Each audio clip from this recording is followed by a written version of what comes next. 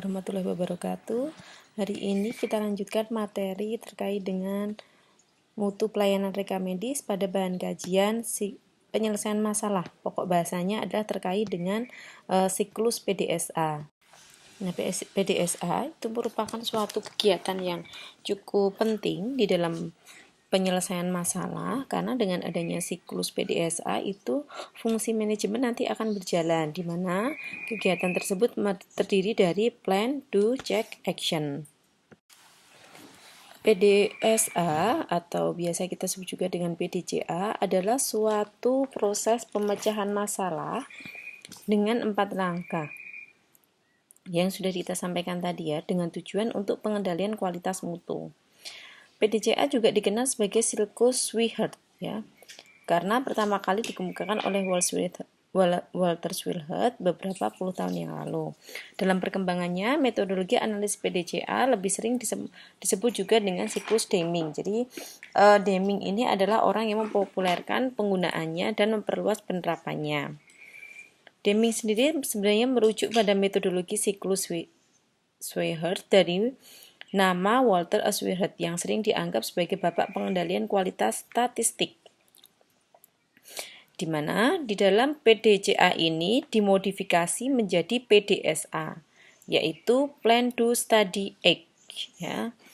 Dengan nama apapun itu, PDCA adalah alat yang bermanfaat untuk melakukan perbaikan secara terus-menerus tanpa berhenti ya. Jadi poinnya di sini ada siklus ya. Siklusnya itu akan terus berjalan, muter terus.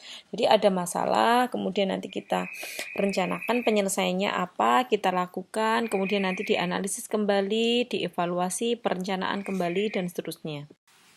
Konsep PDCA ini merupakan suatu hal yang penting yang perlu dipedomani oleh para manajer untuk proses perbaikan kualitas secara terus-menerus tanpa berhenti, tetapi meningkatkan keadaan yang lebih baik dijalankan pada suatu organisasi.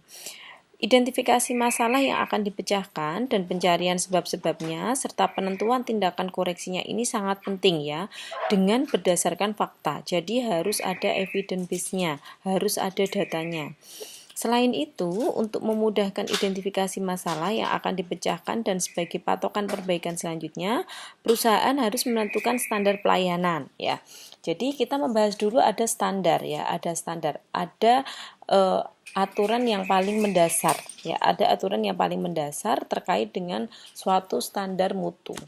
Ya, kalau kita berbicara terkait dengan audit reka medis ya, berarti di dalam konsep audit reka medis baik itu mau dilakukan secara kuanti maupun kualitatif, rumah sakit harus memiliki standarnya terlebih dahulu. Berapa standar dari kelengkapan reka medisnya? Ya, jadi misalnya, dari SPM itu standarnya adalah 100%, 1 kali 24 jam 100%. Tetapi dari rumah sakit menetapkan standar untuk tahun 2020 adalah 80%. Berarti di sini harus ada strategi kapan, berapa tahun mendatang akan tercapai 100%, sehingga ada upaya peningkatan mutu. Nah, manfaatnya dari PDCA ini adalah untuk memudahkan pemetaan wewenang dan tanggung jawab dari suatu organisasi ya. Jadi pola kerja dan perbaikan suatu proses dari sistem suatu organisasi ini akan lebih jelas dengan adanya PDCA, menyelesaikan dan mengendalikan suatu permasalahan dengan pola yang runtun dan sistematis, karena tahapannya itu jelas, kemudian kegiatan continuous improvement yang akan terus berjalan, dan memperpendek alur kerjanya, kemudian menghapuskan pemborosan di tempat kerja dan meningkatkan produktivitas, karena jelas ya, proses peningkatan mutunya itu akan terus berjalan dalam upaya mencapai tujuan organisasi. Konsep dari problem solving, penyelesaian masalah yang ada di tempat kerja ini umumnya kan mendebatkan siklus PDCA, ya, siklus penyelesaian masalah. Sedangkan dalam pengendalian kualitas, PDCA ini diartikan dalam proses penyelesaian dan pengendalian masalah dengan pola runtun dan sistematis. Ya, nanti akan kita bahas bagaimana siklusnya ya di slide selanjutnya. Tahapan yang pertama adalah plan ya, jadi merencanakan, membuat suatu sasaran atau goal atau tujuan, dan proses apa yang dibutuhkan untuk menentukan hasil yang sesuai dengan spesifikasi tujuan yang ditetapkan. Plan ini harus ditemakan secara detail dan daripada suatu subsistem. Jadi misalnya kita menentukan sasarannya ini misalnya adalah tadi kelengkapan rekam medis ya. Apa tahapan supaya rekam medis itu bisa lengkap? Yang pertama misalnya di tahap inputnya, ya di tahap desain formulirnya itu harus jelas, misalnya seperti itu. Kemudian secara SDM mereka harus tahu bagaimana cara pengisiannya, teknik pengisiannya bagaimana. Kemudian ada aturannya, bagaimana aturan untuk mengisi berkas rekam medis. Kemudian ada standar, berapa sih target dari pengisian ini? Itu di tahap inputnya ya. Kemudian di subsistem input. Kemudian di dalam prosesnya berarti adalah kegiatan mengisi berkas rekam medis. Siapa yang bertanggung jawab untuk melakukan supervisi pada proses pengisian rekam medis ya? Oh, tangan panjangnya dokter itu perawat. Berarti di sini paling enggak perawat itu harus ada kendali untuk mengingatkan. Oh, atasannya dari dokter itu nanti adalah subkomite medis. Ya, berarti komite medis ini kapan mereka akan melakukan supervisi terkait dengan pengisian rekam medis.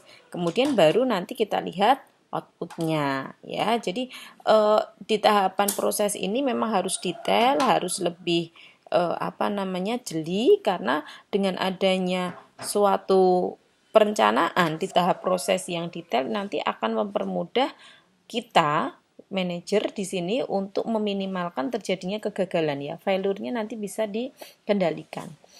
Perencanaan dilakukan untuk mengidentifikasi sasaran dan proses dengan mencari tahu apa saja yang tidak beres, kemudian mencari solusi atau ide-ide untuk memecahkan masalah tersebut. Tahapan ini perlu diperhatikan antara lain dengan mengidentifikasi pelayanan, jasa, harapan, kepuasan pelanggan, dan memberikan hasil yang sesuai dengan spesifikasi. Kemudian mendeskripsikan proses dari awal hingga akhir yang dilakukan. Tadi ya, kita mulai dengan input, proses, output. Identifikasi akar penyebab masalah, ya, ini nanti juga merupakan suatu hal yang penting, meletakkan sasaran dan proses yang dibutuhkan untuk memberikan hasil sesuai dengan yang diharapkan. Kemudian dengan adanya kegiatan perencanaan ini juga mampu mengacu pada aktivitas identifikasi peluang dan perbaikan atau identifikasi terhadap cara-cara mencapai peningkatan dan perbaikan. Terakhir adalah mencari dan memilih penyelesaian masalah. Tahap do itu adalah melakukan perencanaan yang sudah kita tentukan pada tahap pertama atau pada tahap proses yang sudah kita tentukan sebelumnya. Ukuran-ukuran proses ini juga telah ditetapkan dalam plan. Dalam konsep do, kita harus benar-benar menghindari penundaan ya. Jadi di dalam konsep do tadi kan kita sudah merinci ya kegiatan apa yang ada di dalam subsistem. Kemudian kita tentukan targetnya seperti apa, rencana kegiatannya apa. Dalam rencana itu jangan lupa harus ada penanggung jawab sama timeline, targetnya itu kapan. Nah di do ini kita tinggal mengimplementasikan ya, penanggung jawabnya siapa, mau melakukan apa, target waktunya kapan, standarnya berapa, seperti itu. Intinya seperti itu di dalam proses do. Jadi kita mengimplementasikan proses yang sudah direncanakan pada tahap pertama. Kemudian cek itu adalah kegiatan evaluasi terhadap sasaran dan proses, serta melaporkan apa saja hasilnya. Jadi kita mengecek kembali apa yang sudah kita kerjakan, apakah sudah sesuai dengan standar yang ada, jika ada kekurangan itu apa, kemudian kita memantau dan mengevaluasi proses terhadap sasaran dan spesifikasi serta melaporkan hasilnya. Ya, jadi itulah kegiatan cek. Dengan adanya kegiatan cek ini, nanti manajer bisa melakukan suatu observasi maupun survei ya. Jadi metodenya nanti banyak. Silahkan mau pakai yang apa, atau misalnya hanya berdasarkan data saja juga boleh ya. Berarti pakai studi dokumentasi itu juga bisa. Dengan adanya kegiatan cek, itu nanti akan ada proses verifikasi ya. Verifikasi apakah penerapan di dalam tahap kedua itu sudah sesuai dengan tahap ke-1 perencanaannya. Jika tidak, maka akan kita lakukan upaya perbaikan. Nah, upaya perbaikan inilah yang ada di tahap keempat ya. Jadi itu adalah melakukan evaluasi total terhadap hasil dari sasaran, proses, dan menindaklanjuti dengan perbaikan-perbaikan. Bu, bagaimana cara melakukan perbaikannya? Perbaikan itu sesuai dengan temuan yang ada. Pada bagian subsistem mana yang terjadi kegagalan?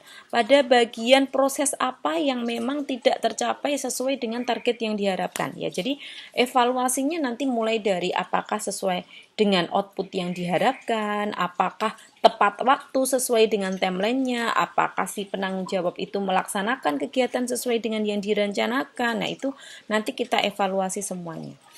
Kemudian setelah kita dengan adanya kegiatan menindaklanjuti hasil ini, berarti kita itu melakukan standarisasi perubahan.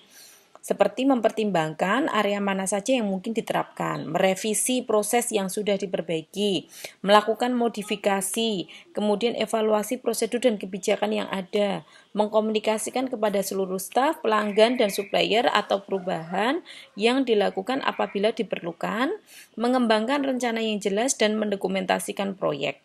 Selain itu, juga perlu memonitor perubahan dengan melakukan pengukuran dan pengendalian proses secara teratur. Ya, jadi prinsipnya kita melakukan upaya perbaikan dari kegagalan yang ada, baik itu di tahap perencanaan, proses ya, maupun sasaran ya. Jadi kita lakukan upaya perbaikan sehingga kegiatan continuous improvement itu tetap berjalan.